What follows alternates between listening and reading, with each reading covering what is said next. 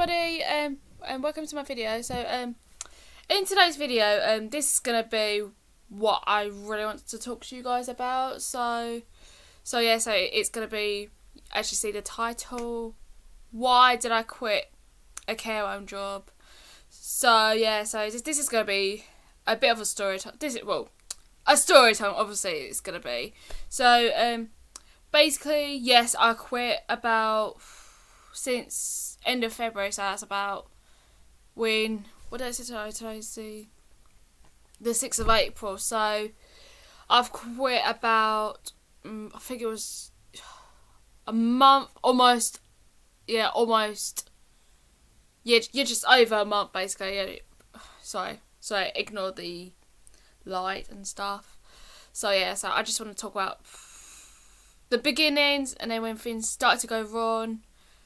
I mean, not when things started to go wrong. I mean, like things that I've realised, that stuff that I've noticed, and then up to the end. So it'd be start to finish. It'd be so. I just would like to sorry, but it does frustrate me to. Oh come on, girl. It just frustrates me. It really does frustrates me. So it's just awareness to anybody, like anyone who has got a learning disability. But obviously, I've got autism spectrum disorder, so as you guys can understand that I've got it. Number 2, how young you are, and number 3, non-experience with caring. So if any carers or NHS or anyone or works in hospitals, stuff like that, not just in the UK, but also in the US, Australia, Canada, anywhere, you guys can understand about when you start working in a care home, if you're a newbie, obviously you know what newbie is, like a new person, if you're new to this environment, then you cannot be on your own until you are confident. But with them, you wait till when I tell you guys this story, because that's when it starts to get it starts to get really insane. This is when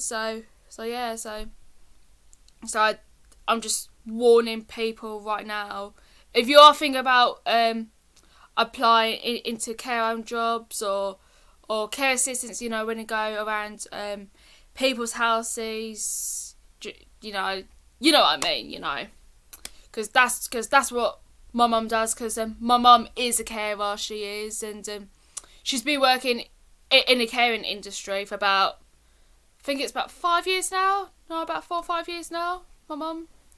So my mum loves her job, she loves her job so much. Which I can understand on my mum's side, but in the care home side, it's just you wait till when I tell you guys the story. So basically, as you guys have seen, I don't think you, as much if you guys have seen my videos, you guys have seen, but I hope you guys seen this video. I've uploaded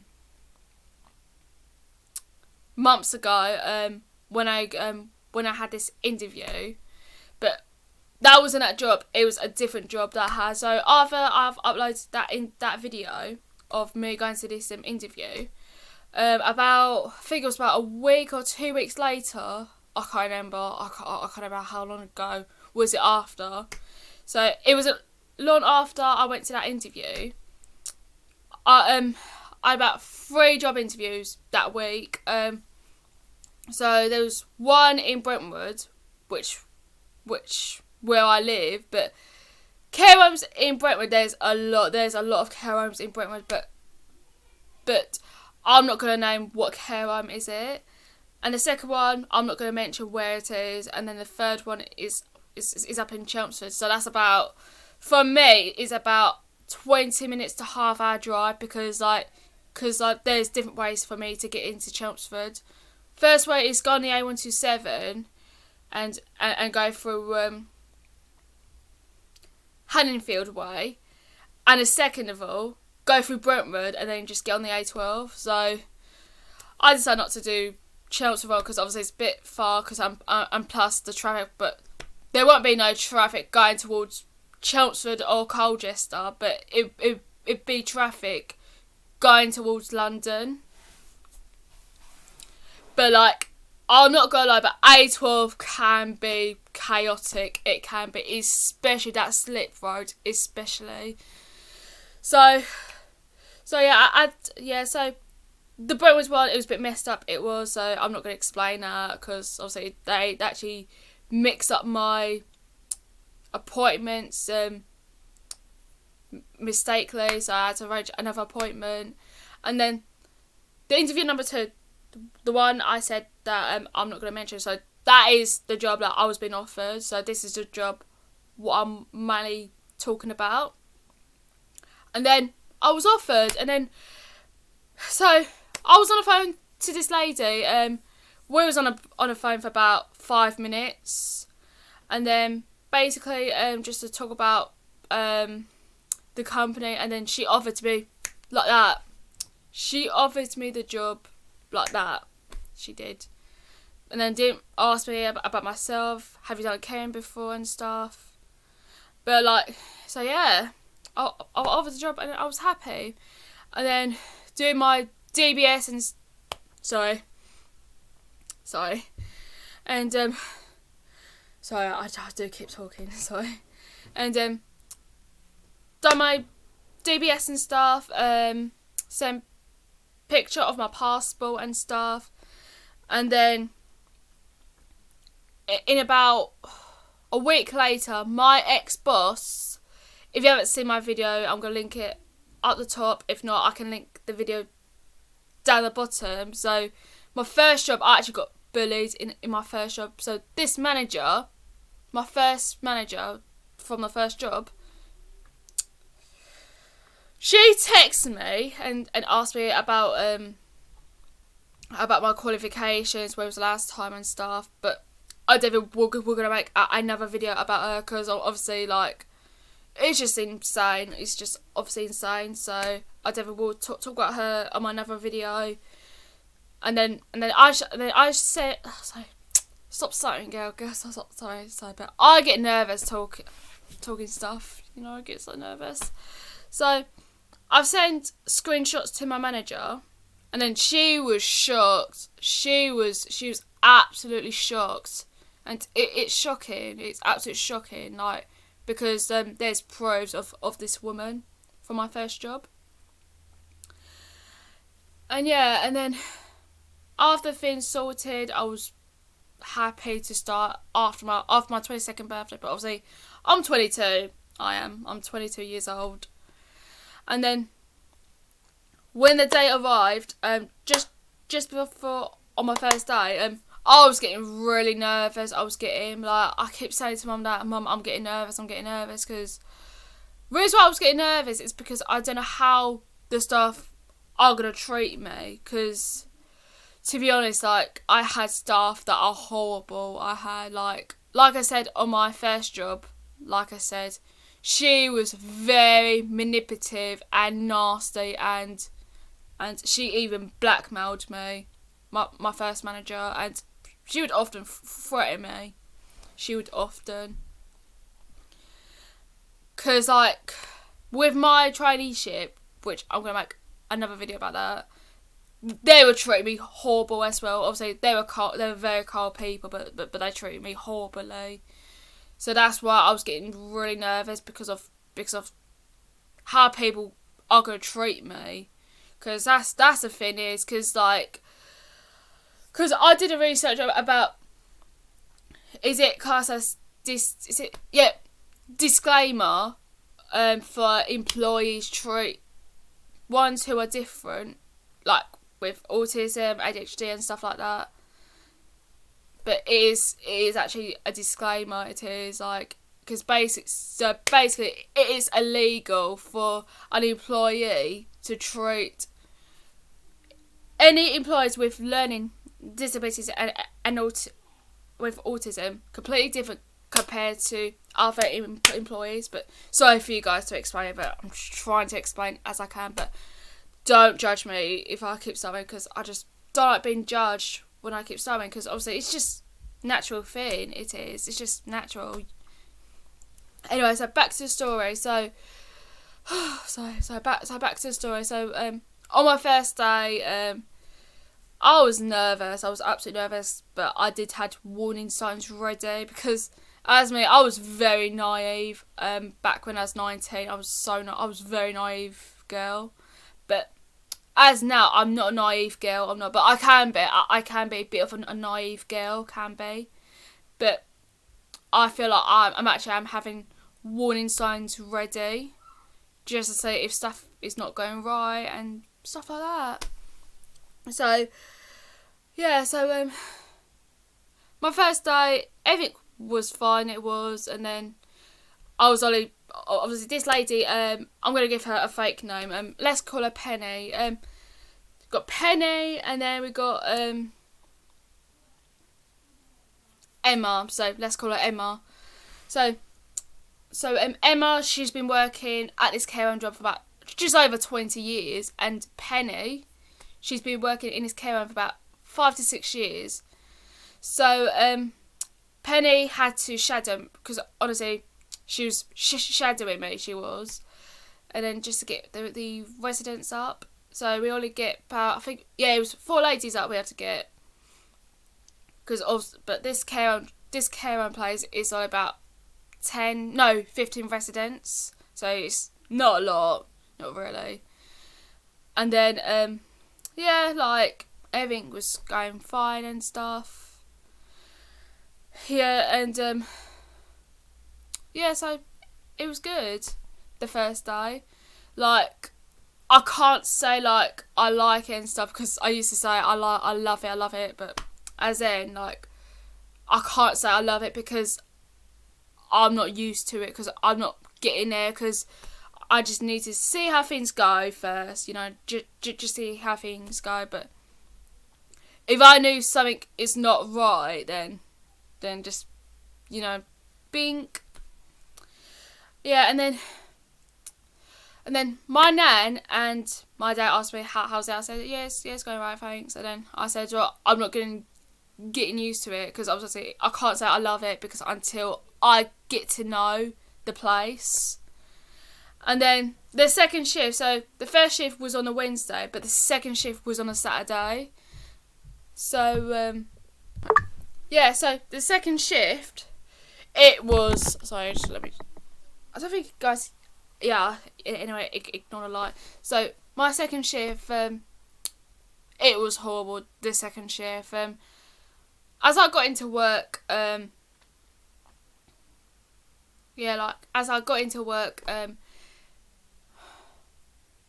Emma, the lady who has been working this place, in this care home job, for about just over 20 years, said to me, Charlotte, can you get this lady up, please? What am I going to call this lady? Let's call this lady Anna. Charlotte, can you get Anna up, please? But I was thinking that, I was like, are you really? Like, I was shaking. I was absolutely, I was shaking. I was, because obviously, oh, sorry guys, let me just mute it. Hold on, let me just mute it. Hold on. Anyway, just ignore my phone. Anyway, just ignore my phone. So, I went to her door. I can't, and then she was like, "You be fine." But I was thinking like, so you've been working in this care home for about 20 years, yeah, but like, you asking me to get this resident up on my own, and then I got this lady up, Anna, which I'm gonna give her, which is that's not a real name, that's not. And then she was aggressive. She was so aggressive, and then I kept crying. I was crying, and then she was aggressive. She was, and she was rude. She was very rude to me. And then after I finished her, I've actually burst into tears. And then They're like, oh, like that. Emma went, oh. But I feel like Emma just don't care, really. I just feel. And then she asked me to get up this second lady. Also, she was aggressive as well. Like, I've tried my best. Obviously, I've tried my very, very best, but it's just ridiculous. And then at break, I've texted my mum at break, and then Mum went, that's ridiculous, that is. Like, they shouldn't, honestly, the staff should never, ever, ever let you to get the resident up on your own, because you're not trained. You obviously not trained. And then my mum told her head office, and by the way, my mum's head office, they're about 3 managers, about 3 or 4 managers, and as she told them, they were godsmacked. They were absolutely godsmacked because the staff were making me to get the resident up on my own, even though I wasn't trained. Because I've told them from the get go, from day one, that like I've never done caring before. That's what I've told them. And then I burst into tears all day. I did, and then it was horrible. And then later on, I asked the manager, because obviously there was about 2 managers. The older one, the one who's spoken to me on the phone, and then there's the younger one. But the younger one, she's in her like 30s or 40s. The younger one, but the younger one was terrible.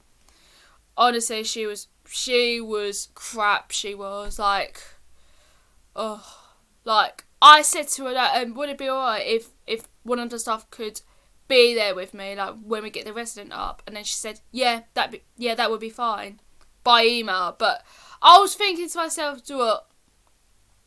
that's a red flag. Honestly, that is a red flag, because I've actually spotted it. Like because this is a red flag. This is because when she said words, that's definite. Like not definite. So basically, just wants me to get up that resident on my own. Like the word "word," like you don't know. That's a definite, because obviously they probably BS probably. And then I was meant to go in the 3rd time. I was meant to work on the 3rd day. So I got up about, what time I got up? I got up about 6 o'clock, about 5 or 6 o'clock, because I had to drink Red Bull, because I was getting really nervous, because I couldn't go to sleep that night. I couldn't go to sleep. And then I was panicking. I was absolutely panicking, I was. And then I parked my car up the care home, work. And then they went to me, "You're not supposed to work here." I was like, "What?"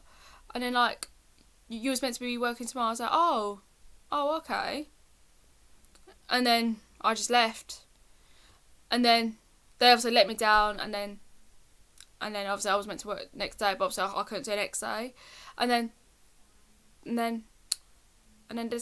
4, obviously the second time they let me down, they cancelled my shifts. They obviously cancelled my shifts.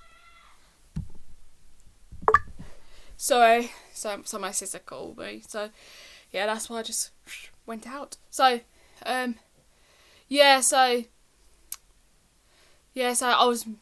wasn't meant to be working. So she cancelled my shifts, and I went home. I'm like, this is ridiculous. Like, they cancelled my shifts twice. And then after that, I ain't heard from them since. So from Christmas up till just before I quit, that's when I haven't heard from them. And then the younger manager delayed my payment, and then I'm gonna send the email. Hold on. Hold a sec. Alright, where's the email? Oh, hey, is that it? No, that's not it. Sorry, hold on. Alright, so I was meant to get paid on the 28th of on the 28th, and then I messaged her say, hey, hope you had a good Christmas. I just need to double check that I was meant to be paid on the 28th, and then the manager emailed me back saying, hi, hope you're well and enjoy Christmas. I apologise for not letting you know. Payroll was late this month due to my laptop breaking and losing everything. Payments have all been made today. Should be in your account by now. Please let me know if you have not received it. And then I didn't respond back. Honestly, I feel like that's BS. Obviously, like the way she said losing everything, that's BS. Because I know that's BS. I know. And then that's when I haven't heard from her since. And then up till end of February, that's when the 13 weeks is over, because obviously I was signed into 13 weeks. So like after 13 weeks, you either decide to keep the job or just leave. So I said to him that I texted the older manager that I decided that I'm gonna quit, blah blah blah, and then also to the young manager, and then they didn't text back to me and they didn't bother to respond. And then about a week later, I got my P45 and my pay slip. So that means I finally quit. I've actually quit that job. So yeah, so I just realised about my first manager, but my first manager didn't do my P45. She rather blackmailed me, saying that I will do your P45 if you need my help. I will pay you in cash. That's basically blackmail for my first manager. So that's another story. So yeah, so got my P45 and my pay slip. So yeah, so I don't work in that job no more. So yeah, so it's quite important that like when you apply to care home jobs, especially if you are young, yeah, like it's not just when you're young, also like when you're older, like young and old, like if you're about 16, 18, 19, even 30 or even 50 even. So yeah, so like whenever you applied care home jobs, make sure you ask them, would I be trained? Because with my mum's company, they will not leave you alone, because honestly you can't be on your own until you are confident.